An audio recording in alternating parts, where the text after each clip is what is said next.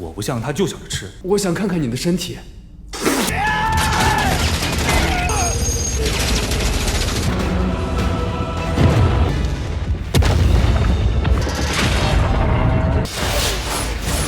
道林，手发炮！如果不趁现在炸毁最后的点位，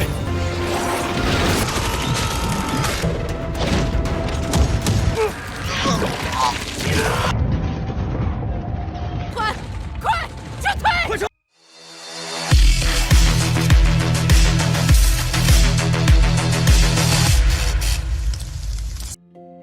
Halo semuanya, selamat datang di Ruang Sinema. Bagaimana kabar kalian semua? Semoga selalu sehat dan baik-baik saja.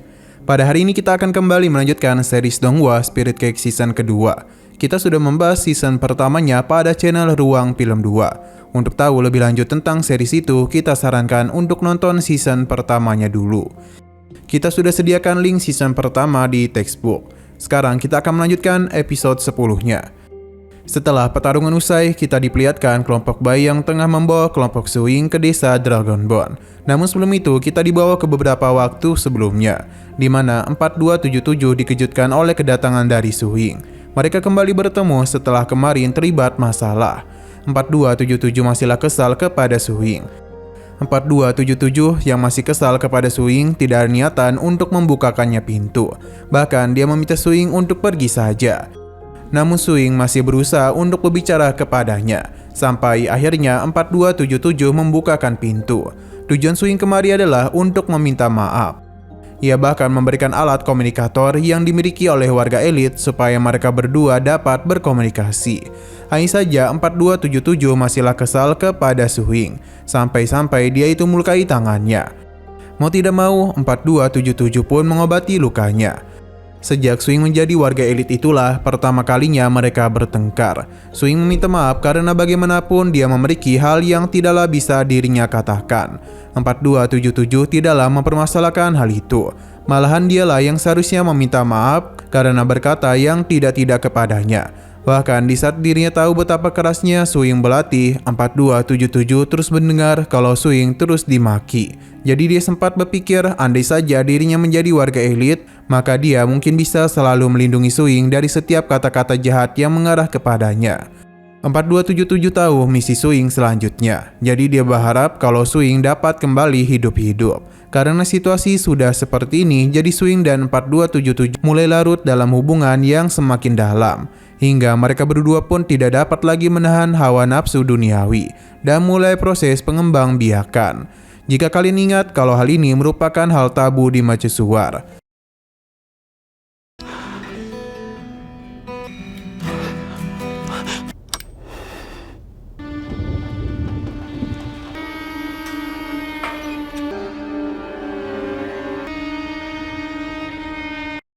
Pada keesokan paginya, 4277 akhirnya paham bagaimana cara pengembangan biak. Suing sempat menggodanya, yang mana 4277 takut jika hubungan ini diketahui, maka dirinya akan dibakar. Suing juga tahu akan hal itu, tapi Denny jauh lebih takut mati di permukaan dan tidak dapat bertemu dengannya lagi. 4277 memberikan hadiah video game kepadanya, di mana dengan bermain video game itu, Suing tidak akan mengalami hal yang sama dengan dunia ini. Bahkan tidak ada peraturan yang melarangnya. Suing saatlah berterima kasih dengan pemberiannya itu. Kembali ke masa sekarang, di mana Suing masihlah belum tahu apa yang akan terjadi kepadanya. Situasi benar-benar hening di sini. Sedangkan di mobil yang diisi oleh Pukong dan yang lainnya mengalami situasi yang agak canggung. Pasalnya, Carol terus menatap dirinya. Carol penasaran apa yang akan mereka lakukan kepada mayat-mayat dari pertarungan tadi, yang mana Pukong memberitahu kalau mereka akan dijadikan sebagai cadangan makanan. Alhasil, Carol pun menjadi semakin kesal. Ia langsung melakukan penyerangan kepadanya. Hanya saja Pukong dah mudah menahan serangannya itu. Baginya, pisaunya itu tidaklah lebih dari tusuk gigi saja. Ertong pun mulai bertindak dan memberikan penjelasan kepada mereka kalau pertarungan di permukaan merupakan hal yang sangat wajar jika harus kehilangan rekan tim. Bisa dikatakan mereka ini juga cukuplah beruntung, karena ketika kelompok Ertong ingin memasuki desa, hanya dia saja yang selamat.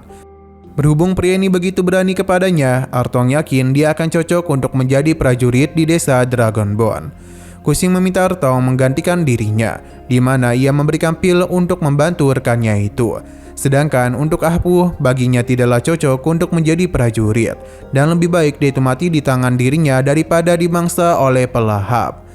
Begitu sampai di desa, mereka akan mengawetkan esensi kehidupan semua korban, di mana desa Dragonbone tengah meneliti literasi kehidupan. Jadi mungkin di masa depan nanti mereka akan dapat bertemu kembali dengan orang-orang yang sudah mati. Kabar ini tentu saja membuat Rita menjadi begitu terharu. Kuxing tahu kalau mercusuar memiliki hukum aturannya sendiri. Begitu pula dengan di desa. Mereka akan mengajari cara bertahan hidup di permukaan. Tapi mereka tidak akan memaksa apakah orang-orang ini pergi atau tetap tinggal. Di sisi lain, Bayu memberitahu kalau tujuan akhir ekosistem adalah menyerap esensi hidup semua orang. Setiap kali ada yang terserap, maka peluang menang mereka juga akan berkurang. Baginya, pertarungan barusan merupakan bayaran yang pantas, karena musuh umat manusia bukanlah sesama, melainkan ekosistem mana. Tapi mereka harus ingat kalau manusia memiliki sifat tak tahan ujian. Ketika berada di permukaan, hal pertama yang mereka rasakan adalah ketakutan. Di saat itulah menyerang akan menjadi insting bertahan hidup. Bagi Bai, inilah yang bisa dirinya lakukan untuk bisa menyatukan kekuatan agar kekacauan tadi menjadi kekuatan untuk mereka. Perjalanan pulang teruslah mereka lakukan, di mana sudah cukup lama desa Dragonbone tidak kedatangan orang-orang muda. Jigo yang terus dilihati oleh gadis ini penasaran apa yang dia inginkan. Yang ternyata gadis ini penasaran dengan kemampuan penyembuhan miliknya. Berhubung ia penasaran, jadi Jigo akan menggunakan kemampuannya untuk menyembuhkan gadis itu. 是吸收所有人的生命原质。既然冲突在所难免，顿苟活的人们团结成我。这仲夹咗成兜人咁多，你为什么可以这么快治好伤员？ Sino berpindah ke mercusuar di mana para pelahap teruslah menumpuk. Sedangkan di balai makanan warga elit, terlihat kalau para petinggi tengah makan enak dengan daging. Sedangkan mereka yang tidak memiliki status tinggi hanya makan roti kering saja. Padahal mercusuar tengah kekurangan pasokan makanan. Namun orang-orang ini malah tetap makan enak.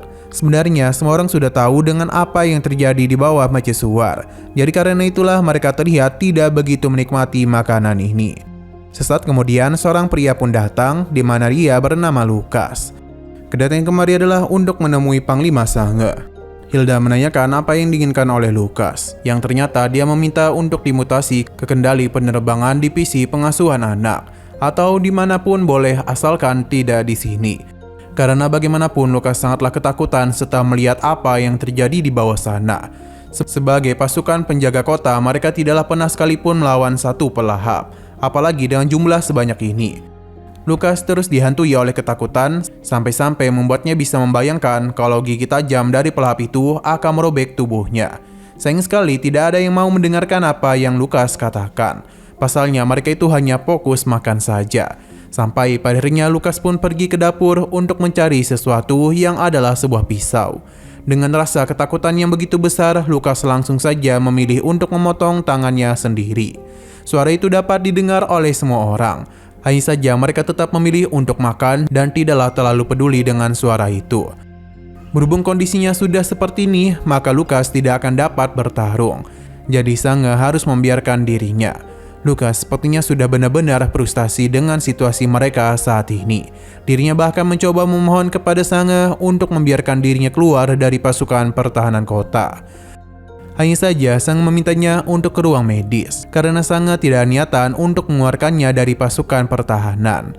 Mendengar apa yang dia katakan membuat Lukas mengeluarkan pistolnya. Namun dia tidak ada niatan untuk menembak Sange, melainkan menembak dirinya sendiri. Hal ini sempat mengejutkan semua orang, namun mereka kembali makan. Seakan-akan tidak peduli dengan apa yang terjadi sebelumnya.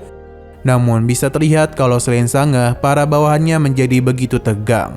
Sange tidaklah mempermasalahkan apa keputusan yang mereka ambil. Apakah mau seperti Lukas atau tidak. Semua itu ada pada pilihan diri mereka. Mereka bisa menggunakan pistol ini untuk mengalahkan para pelahap. Hilda memberitahu kalau persiapan mereka sudah matang. Jadi semua tinggal hanya menunggu apa yang akan Sange lakukan.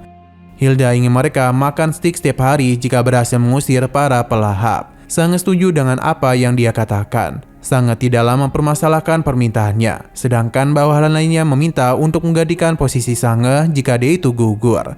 Semua itu bisa terjadi jika bawahannya itu tidak mati duluan.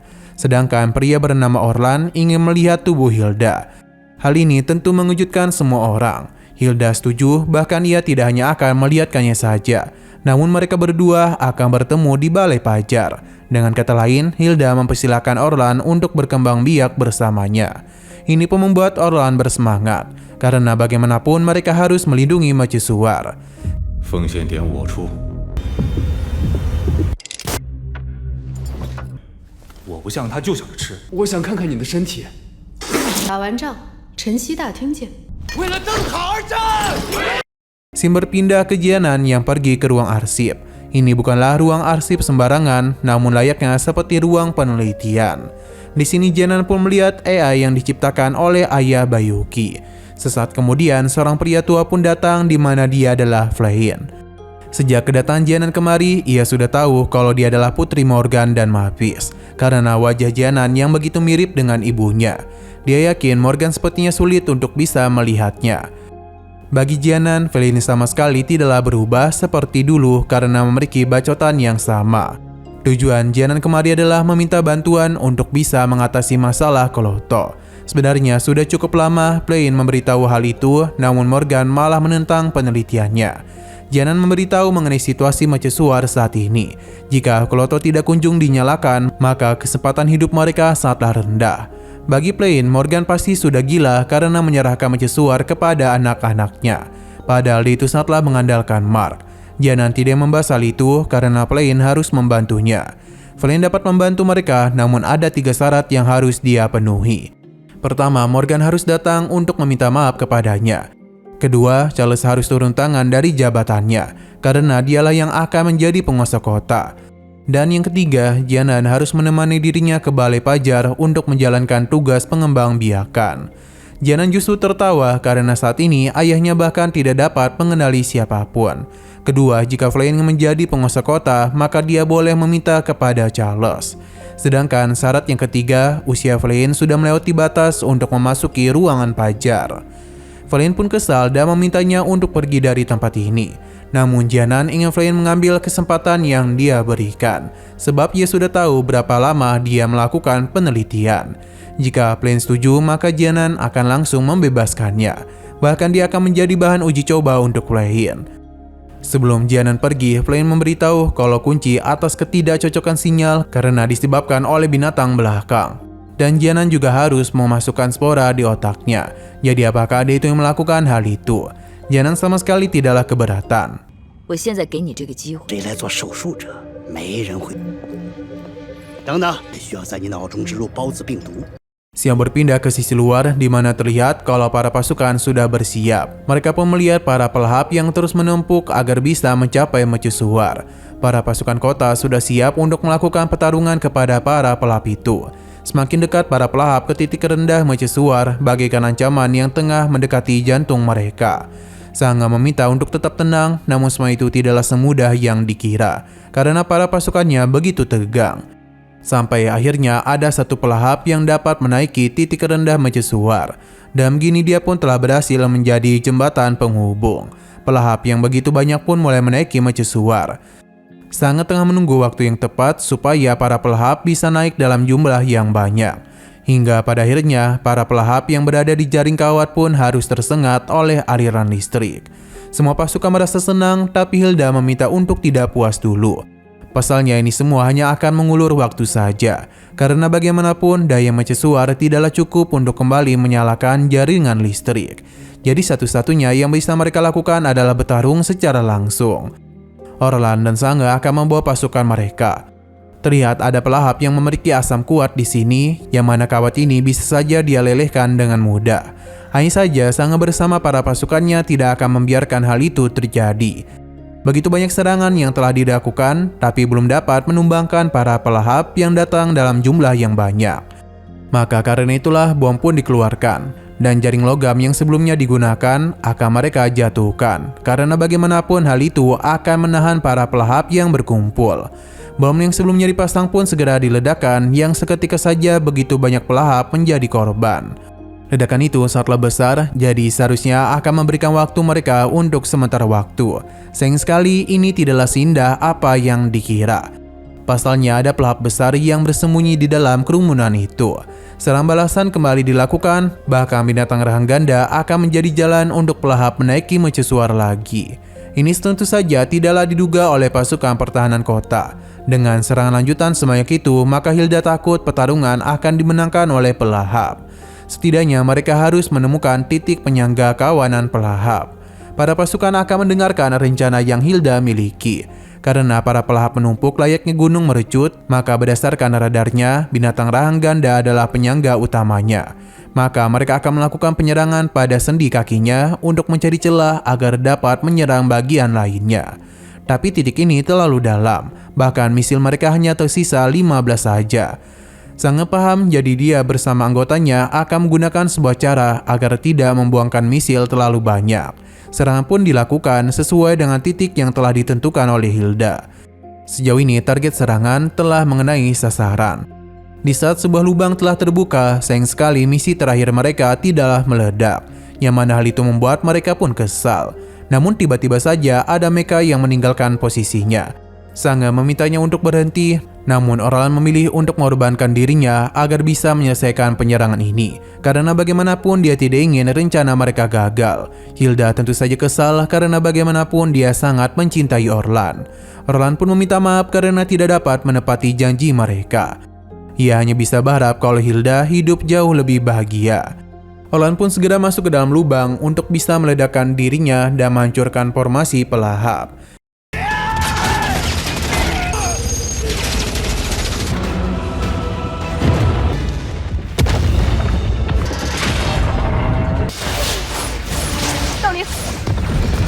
如果不趁现在炸毁最后的点位，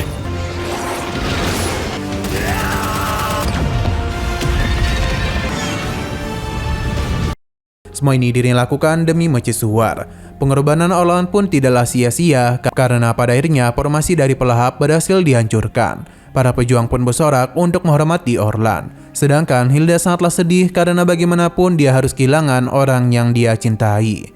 Selain itu, tiba-tiba saja para pelahap kembali menumpuk seperti ada sesuatu yang tidak mereka ketahui di dalam tumpukan pelahap itu. Di saat Sange memberikan perintah perlawanan, dia pun diberitahu kalau amunisi mereka sudah tidak cukup lagi. Waktu mereka juga tidaklah banyak karena bagaimanapun para pelahap bisa menumpuk lagi dengan waktu yang cepat. Mungkin satu-satunya cara adalah mengaktifkan medan elektron.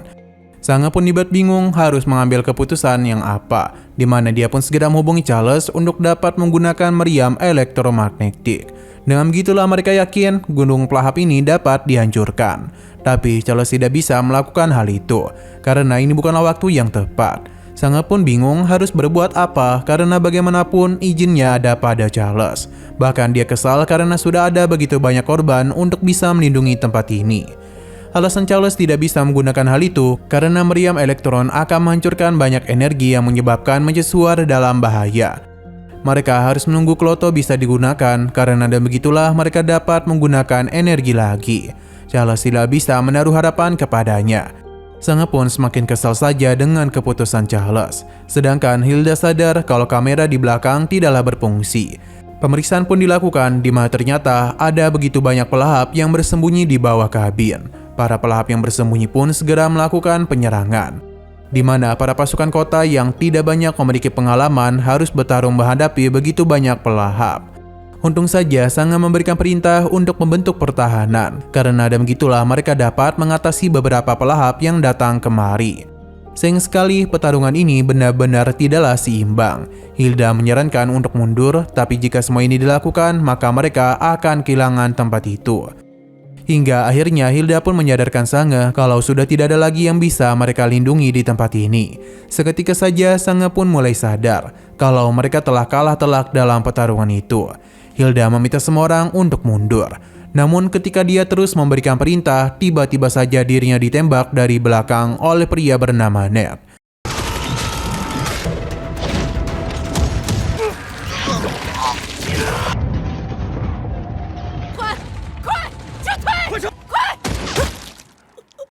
Yang mana dia itu adalah bagian dari Ordo Cahaya dan Kegelapan. Melihat bawahannya dihabisi tentu saja membuat sangat terkejut. Bagi Ned, Hilda tidaklah berhak memberikan perintah, sedangkan Sangga yang melihat hal itu tentu saja merasa begitu kesal. Pasalnya pasukannya telah begitu banyak melakukan hal untuk bisa melindungi tempat ini dari para pelahap. Namun Ned malah berani berbuat seperti itu. Sangga pun meminta para pasukannya untuk segera mundur. Pilar pun mereka lepaskan agar para pelahap berhenti naik. Keputusan Sangga membuat orang-orang Ordo Cahaya dan Kegelapan menjadi kesal. Hanya saja pria ini langsung ditembak oleh Sangga. Karena dia ini masihlah berani memberikan perintah kepadanya, bahkan kepalanya pun langsung saja digeprek oleh Sangga. Tindakan Sangga tentu saja mengejutkan orang-orang dari Ordo Cahaya dan Kegelapan. Walaupun gitu, Sangga tidaklah peduli. Karena bagaimanapun, para prajurit yang bertahan hidup tidaklah layak diperlakukan seperti itu oleh orang-orang yang ingin dilindungi oleh mereka. Ned mencoba untuk melawan, namun para pasukan Sangga memberikan dukungan kepada keputusannya. Sangga juga sadar kalau sepertinya penguasa kota tidak ingin membantu mereka. Jadi dia langsung saja mendor kepala Ned. Sangga bertujuan untuk mengaktifkan gelombang elektron karena dengan begitulah mercusuar dapat mencegah serangan pelahap. Sangga memberikan keputusan kepada para prajuritnya apakah mereka itu memilih untuk bertahan hidup atau hanya akan melindungi penguasa kota saja. Tentu para prajuritnya memilih untuk melindungi kehidupan mereka sendiri. 只有夺取灯塔控制权发生。 Nah, sayang sekali lagi seru-serunya episodenya pun harus bersambung dulu. Oke, sekian dulu pada video kali ini. Untuk video selanjutnya akan segera hadir. Jadi bagi kalian yang mengikuti series ini, langsung saja klik subscribe dan aktifkan loncengnya. Terima kasih yang sudah menonton video sampai habis. Jika kalian suka pada video ini, klik like dan share ke teman-teman kalian tentang channel ini. Dan ditunggu aja kelanjutannya. Oke, sampai jumpa di video selanjutnya.